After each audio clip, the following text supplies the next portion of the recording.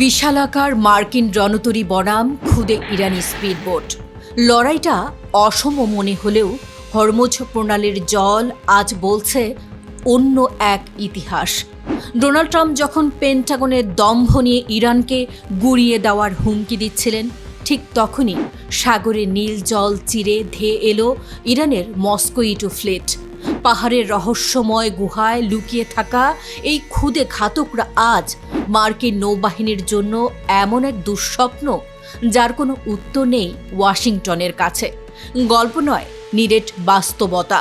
ইরানের হাতে এখন আছে বিশ্বের দ্রুততম রণতরী হায়দার 110। ঘণ্টায় 203 কিলোমিটার বেগে ধেয়ে আসা এই কার্বন ফাইবার ঘাতক রাডারকেও হার মানায়। যেখানে মার্কিন নেভির দ্রুততম জাহাজগুলো ঘণ্টায় মাত্র 85 কিলোমিটার বেগে চলে, সেখানে হায়দার 110 যেন এক উড়ন্ত সাক্ষাৎ আজরাইল।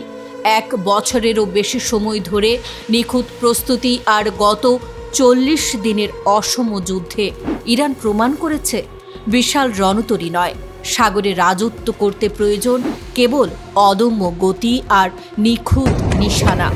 আইআরজিসির এই খুদে বহরকে ডাকা হয় রেড ওয়াসপস বা লাল ভীমরুদ নামে। আশুরা, সিরাজ কিংবা তারেক ক্লাসের শত শত বোট যখন ঝাঁকে ঝাঁকে মার্কিন জাহাজের ওপর ঝাঁপিয়ে পড়ে, তখন পেন্টাগনের অত্যাধুনিক ডিফেন্স সিস্টেমও অকেজো হয়ে যায়। ট্রাম্প দাবি করেছিলেন তিনি ইরানের নৌবাহিনীকে মাটির সাথে মিশিয়ে দিয়েছেন, কিন্তু স্যাটেলাইট ছবি বলছে অন্য কথা। পাহাড়ের গুহা থেকে বেরিয়ে আসা এই খুদে ড্রোন বোটগুলো হরমুজকে এখন আমেরিকানদের জন্য এক নো গো জোন বা নিষিদ্ধ এলাকায় পরিণত করেছে।